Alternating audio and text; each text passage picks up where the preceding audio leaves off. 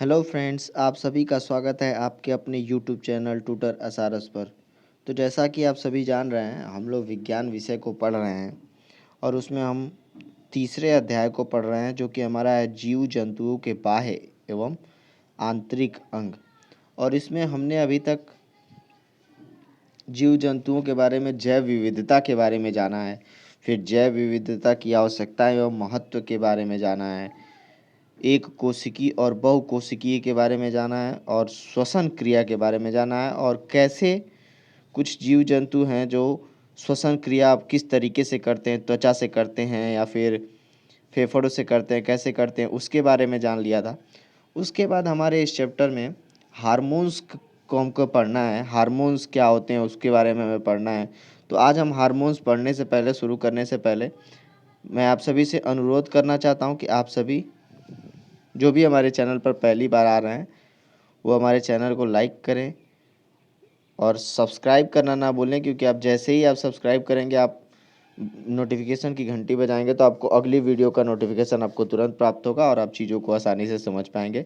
और जिन्होंने भी पहले से इसके पहले की जो भी वीडियो उसको नहीं देख रखा है, तो डिस्क्रिप्शन बॉक्स में आपको प्लेलिस्ट का लिंक मिल जाएगा। आप वहाँ से जाके पहले और वीडियो को देखें, फिर इसको देखें, ताकि आपकी आसानी से समझ में आए चीज़ें। ठीक है, तो चलिए शुरू करते हैं, देखते हैं हमें आज क्या पढ़ना है। तो सबसे पहले हमें हार्मोन्स के बारे में जानना है। तो हार्मोन्स आप सभी ने सुन रखा होगा, आप सभी को पता होगा कि हमारे शरीर में हार्मोन्स पाए जाते हैं। ठीक है, तो हार्मोन्स के बारे में आप सभी थोड़ा बहुत तो जानते ही होंगे, आज जो नहीं जानते होंगे वो आज थोड़ा बहुत क्या अच्छे से जान लेंगे हार्मोन्स क्या है। ठीक है, तो हार्मोन्स देखिए, यहाँ पे मैंने आप लोगों के लिए का हेडिंग बनाया है हार्मोन्स। ठीक है, अब हार्मोन्स क्या है? हार्मोन्स एक प्रकार का प्रेरक का कार्य करता है। ठीक है, यह एक प्रकार का प्रेरक का कार्य करता है आपके लिए। ठीक है, और हार्मोन एक जटिल कार्बनिक पदार्थ है। जैसा कि मैंने आपको बताया कि एक प्रेरक का कार्य करता है और हार्मोन एक जटिल कार्बनिक पदार्थ है जो सजीवों में होने वाली जैव रासायनिक क्रियाओं, वृद्धि एवं विकास, प्रजनन आदि का नियमन तथा नियंत्रण करता है। मतलब हार्मोन्स एक ऐसी कार्बनिक पदार्थ है, एक ऐसा जटिल कार्बनिक पदार्थ है जो सजीवों में होने वाले परिवर्तन को देखता है। जैसे उनके वृद्धि के बारे में, वृद्धि के देखता है, विकास को देखता है, और प्रजनन आदि का नियमन और नियंत्रण करता है। ठीक है, मतलब आपके वृद्धि, विकास, इन सब चीज़ों को नियंत्रित करता है, प्रजनन की क्रिया को नियंत्रित करता है। ठीक है, और एक प्रकार का प्रेरक का कार्य करता है। तो जैसे आपके आपके शरीर में जो भी वृद्धि होती है वो किसी न किसी हार्मोन के थ्रू ही होती है, जो विकास होता है वो किसी न किसी हार्मोन्स के थ्रू ही होता है। तो हार्मोन्स का मेनली यही काम होता है हमारे शरीर में, कि वो हमारे वृद्धि और विकास पर ध्यान देते हैं, पर नियंत्रण करते हैं, प्रजनन आदि क्रियाओं पर भी नियंत्रण करते हैं, और हमारे शरीर में एक प्रेरक का कार्य करता है। तो हार्मोन्स अगर आपसे कोई पूछे तो आप उसको इतना बताएंगे कि यह जो सजीवों में होने वाले विभिन्न जैव रासायनिक क्रियाओं, वृद्धि, विकास एवं प्रजनन की क्रियाओं पर नियंत्रण करता है, वही हार्मोन कहलाता है। ठीक है, तो उम्मीद करता हूँ आपको हार्मोन्स समझ में आ गया होगा। आप हार्मोन्स किसी को भी सादे सादे शब्द में, सरल शब्दों में आप उसको आसानी से समझा सकते हैं किसी को भी। ठीक है, अब इसके बाद आपके चैप्टर में दे रखा है पादप हार्मोन्स। पादप हार्मोन्स क्या होते हैं? ठीक है, पादप हार्मोन्स को जानना है। मतलब पादप का मतलब आप लोग समझ रहे होंगे, प्लांट हार्मोन्स। ठीक है, प्लांट हार्मोन्स के बारे में हमें जानना है। तो पादप हार्मोन भी एक जटिल कार्बनिक पदार्थ है। ठीक है, ये भी एक जटिल कार्बनिक प्रतिक्रिया कह सकते हैं, पदार्थ कह सकते हैं, जो जो पेड़ पौधों में निश्चित स्थानों पर बनते हैं। ठीक है, ये जो हार्मोन्स हैं, पादप हार्मोन, ये पेड़ पौधों के लिए प्रयोग किया जाता है, और पेड़ पौधों में ही एक निश्चित स्थान पर ये बनते हैं, तथा संवहन ऊतकों द्वारा विभिन्न भागों से संचारित होकर उनको वृद्धि पर नियंत्रण करते हैं। मतलब कि जो भी पौधों में, पेड़ पौधों में जो भी वृद्धि होता है, उन पर ये पादप हार्मोन्स नियंत्रण रखते हैं और उनकी वृद्धि में उनकी मदद करते हैं। ठीक है, और जो भी उनको ज़रूरी होता है वो इन हार्मोन्स के द्वारा ही प्राप्त होता है, पादप हार्मोन्स के द्वारा। पेड़ पौधों में जो भी क्रियाएँ, प्रतिक्रियाएँ, पत्तियाँ, फूल, पत्ते, ये सब जो भी बनते हैं, ये सब कहीं ना कहीं पादप हार्मोन्स के द्वारा ही बनते हैं। ठीक है, तो उम्मीद करता हूँ आपको पादप हार्मोन्स भी समझ में आ गया होगा कि यह पेड़ पौधों में इसका निश्चित स्थानों पर यह बनता है, और उनके द्वारा वो उनके विभिन्न भागों में संचरित होकर उनकी वृद्धि करता है। जैसे फूल, पत्तियाँ, ये सब जो नई नई उगती चीज़ें हैं उन पे ये उनको ये नियंत्रित करता है। ठीक है, तो पादप हार्मोन्स भी आपको समझ में आ गया होगा। इसके बाद देखते हैं हम एबीए हार्मोन्स क्या है। एबीए हार्मोन्स, ठीक है, एबीए हार्मोन्स के बारे में हमें जानना है। तो एबीए मतलब आप समझ रहे होंगे एब्सिसिक एसिड।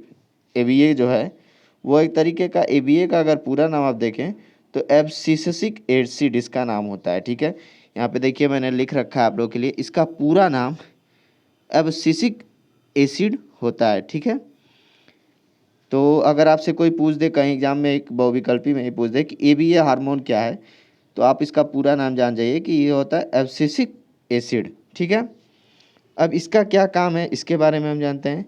यह एक विशिष्ट हार्मोन है, मतलब यह एक विशिष्ट हार्मोन है जो केवल पौधों में ही पाया जाता है। ठीक है, ये जो एबीए हार्मोन्स है, जैसे पादप हार्मोन्स आपने सीख जाना कि पेड़ पौधों के लिए प्रयोग किया जाता है, उसी में ये एबीए हार्मोन्स पाया जाता है जो केवल पौधों में ही पाया जाता है। ठीक है, यह पौधों के विकास प्रक्रियाओं में कार्य करता है, मतलब यह ऐसा हार्मोन्स है जो पौधों में पाया जाता है और यह पौधों के विकास प्रक्रिया में कार्य करता है, जैसे फूल पत्तियों का आना और नए नए फलों का बनना, इन सब चीज़ों को ये देखता है। ठीक है, जिसमें बीज और बर्ड्स डार्मोसिस, अंग आकार का नियंत्रण आदि शामिल है। वही फूल पत्तियों का बनना, उनका आकार बनना, उनका अंग बनना, ठीक है, बीज कैसा रहेगा क्या रहेगा, इन सब चीज़ों को एबीए हार्मोन्स कंट्रोल करता है। ठीक है, तो अगर आपसे हार्मोन्स कोई पूछे तो आप बता सकते हैं कि वृद्धि, विकास, प्रजनन, इन सबको नियंत्रण करता है। पादप हार्मोन्स आप बता सकते हैं कि पेड़ पौधों में निश्चित स्थानों पर बनता है और उनको संचरित कर कर उनकी वृद्धि को नियंत्रित करता है। एबीए हार्मोन्स आप बता सकते हैं कि इसका पूरा नाम होता है एब्सिसिक एसिड। और फिर ये भी आप बता सकते हैं कि इनको सिर्फ पौधों में प्रयोग में लाया जाता है और यह पौधों के आकार, रंग, रूप, इन सब चीज़ों को निर्धारित करता है। ठीक है, तो उम्मीद करता हूँ आपको हार्मोन्स, पादप हार्मोन्स, एबीए हार्मोन्स, ये सब समझ में आ गया होगा। ठीक है, इसके आगे चलते हैं, देखते हैं हमारे सिलेबस में क्या दे रखा है। तो देखिए इसके बाद हमारे सिलेबस में जो पढ़ने वाला है वो है पेशियाँ एवं उनके प्रकार। पेशियों के बारे में हमें जानना है। ठीक है, पेशियों के बारे में हमें जानना है, पेशियों और उनके प्रकार के बारे में हमें जानना है। तो देखिए अब सबसे पहले हम जानते हैं पेशियाँ एवं उनके प्रकार। तो पेशियाँ क्या होती हैं? पेशियाँ मतलब आप मसल्स जानते होंगे, पेशियाँ। ठीक है, तो पेशियों के बारे में आप सभी को थोड़ा बहुत कुछ ना कुछ पता होगा, हड्डियों के बारे में आपको पता होगा। तो पेशियों को हम मसल्स कहते हैं। ठीक है, उनकी जो इंग्लिश वर्ड होती है वो मसल्स।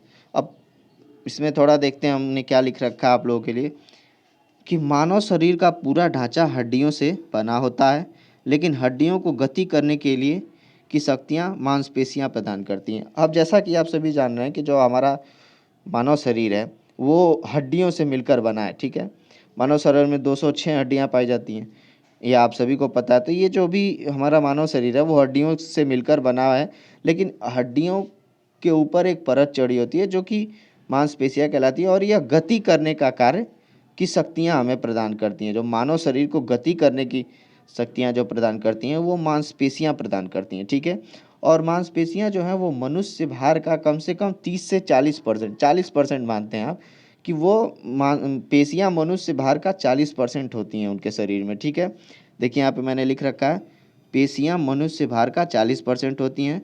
शरीर का पूरा ढांचा ऐच्छिक या कंकालिक पेशियों से ढका रहता है। जैसा कि मैंने आपको बताया कि जो शरीर का पूरा ढांचा है उस पर आपको मांसपेशियों का कवर आपको दिखता है, आपके सारे जो भी हड्डी हैं उन सब के ऊपर मांसपेशियों की परत चढ़ी होती है। ठीक है, और यह जो पेशियां हैं यह मनुष्य की शरीर को गति करने की शक्तियां प्रदान करती हैं और मनुष्य भार का 40% होती हैं। ठीक है, अगर आपसे पेशियां कोई पूछे तो आप उसको आसानी से बता सकते हैं कि मनुष्य शरीर का पूरा ढांचा हड्डियों से बना होता है, लेकिन हड्डियों को गति करने की शक्तियाँ पेशियाँ प्रदान करती हैं और मनुष्य भार का पेशियाँ 40% होती हैं।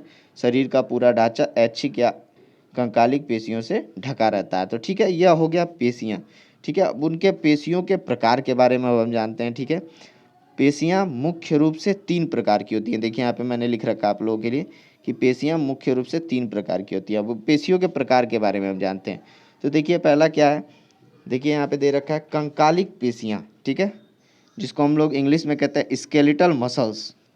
ठीक है, अब यह क्या होता है, कंकालिक पेशियाँ क्या होती हैं कि कंकालिक पेशियाँ अस्थियों से आपकी जुड़ी रहती हैं, मतलब आपकी अस्थियों से यह जुड़ी रहती हैं और इन्हें कंकाल पेशियाँ कहते हैं। ठीक है, तो ये मूल रूप से आपके हड्डियों से जुड़ी रहती हैं, कंकाल पेशियाँ। ठीक, तो कंकाल पेशियाँ अगर आपसे पूछे कोई तो आप उसको शुद्ध और कम शब्दों में बता सकते हैं कि कंकाल पेशियाँ हमारे अस्थियों यानी हड्डियों से जुड़ी रहती हैं। ठीक है, दूसरा क्या है, अरेखित पेशियाँ। ठीक है, इसको इंग्लिश में कहते हैं अनस्ट्रिप्ड मसल, अनस्ट्रिप्ड मसल। ठीक है, अब यह क्या है, अरेखित पेशियों को क्या आप कह सकते हैं, इसके बारे में जानते हैं। ये क्या होती हैं, अनैच्छिक पेशियाँ।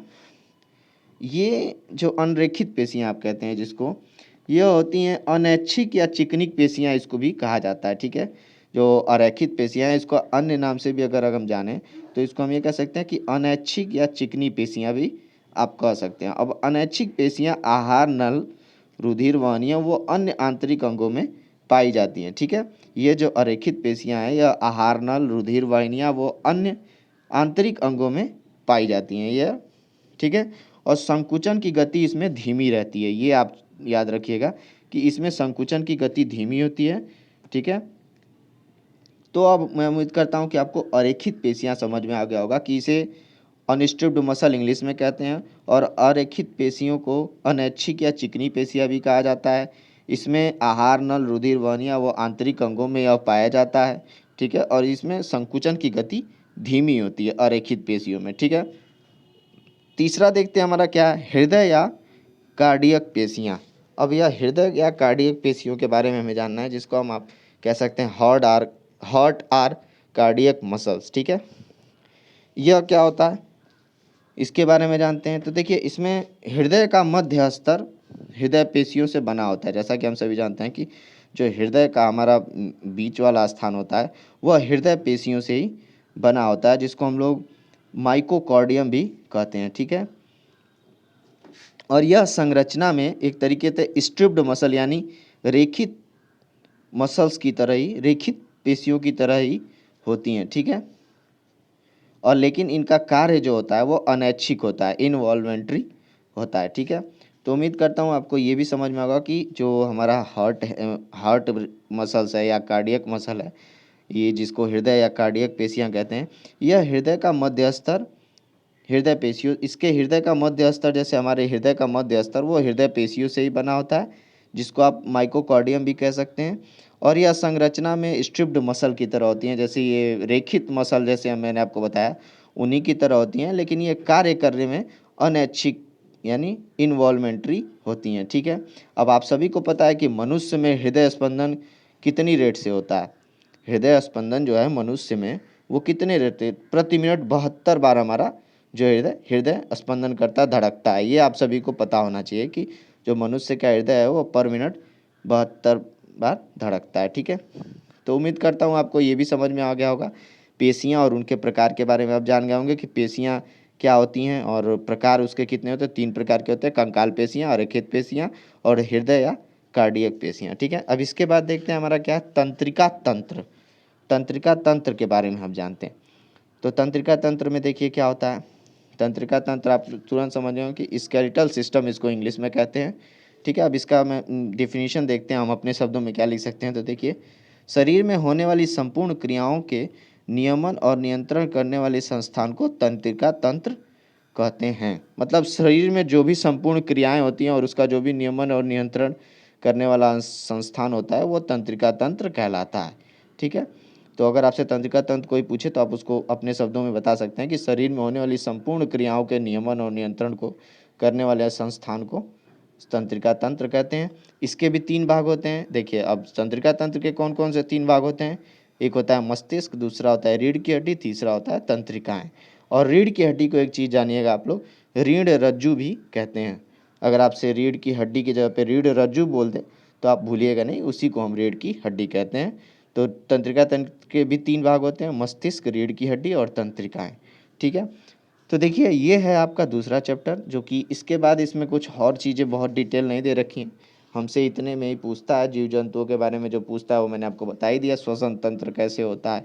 ठीक है, तो उम्मीद करता हूँ कि आपको ये तीसरा अध्याय भी अच्छे से समझ में आया होगा। और आपको अगर ये वीडियो अच्छा लगा हो तो आप लाइक कीजिए कमेंट कीजिए, और जो चीज़ें नहीं समझ में आई हो आप उसको कमेंट बॉक्स में कमेंट करके पूछ सकते हैं। और अगली वीडियो में अब हम आपका 4th अध्याय पढ़ेंगे, चौथा अध्याय, जो कि हमारा है सूक्ष्म जीवों का संसार। उसको हम अगली वीडियो से पढ़ेंगे। तो चलिए, तब तक के लिए आप हमारे चैनल को सब्सक्राइब करना ना भूलिए, और मिलते हैं अगली वीडियो में। तब तक के लिए धन्यवाद।